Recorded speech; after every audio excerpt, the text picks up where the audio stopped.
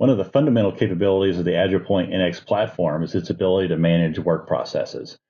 As a part of the environment, there's a manage function that allows you to actually have visibility and make changes in the form of either skipping tasks, reassigning tasks, maybe even do a rollback or a migration to a new version to workflows that are actually already deployed.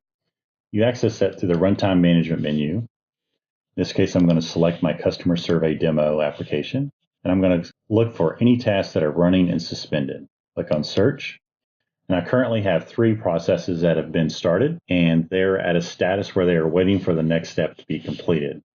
We'll be using these 3 processes to go through and review how to skip, reassign a task, and roll back. In our first example, we'll be showing how to actually skip a currently assigned task.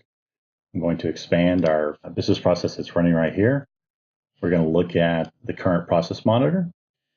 And we can see that currently this particular process is waiting for a form to be completed. And we can also tell that that task is currently assigned to the sysadmin.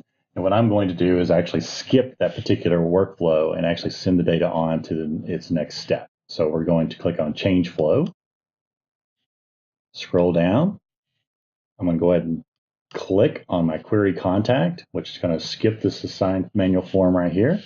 Scroll back up, click Apply. AgilePoint will apply those changes to that particular business process that's running. It will skip the manual form that was sent to a reviewer and has now gone on to the query contact that is in the process of adding a new customer to Salesforce. Next, we'll reassign a workflow task that's been assigned to a system account user to an actual user in the system. I'm going to go ahead and expand this particular workflow here, and we can see that it's currently assigned to sysadmin. I'm going to reassign this particular workflow process to myself. To do that, instead of being in the process search, I'm going to go to the task search, pick my application. This is our survey demo. Do a search, and on our second instance here, I'm going to select it, click on the reassign button in the search header. I'm going to select a user, select myself,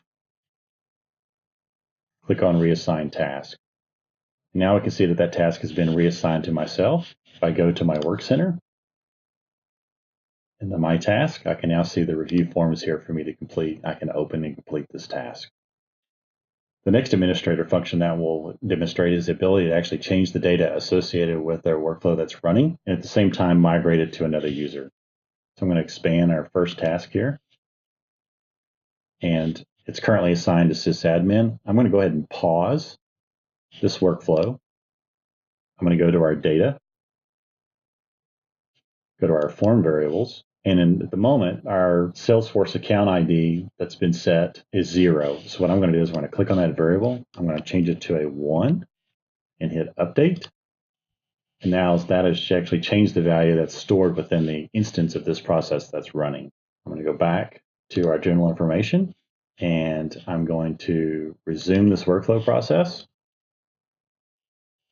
Look at our process monitor. We're still on our standard task. I'm going to change our flow. This time, I'm going to have it go back to the account ID, essentially performing a rollback to the prior transaction. Click Apply. And now our process has gone back and has been reapplied, and we're now waiting for our new form again.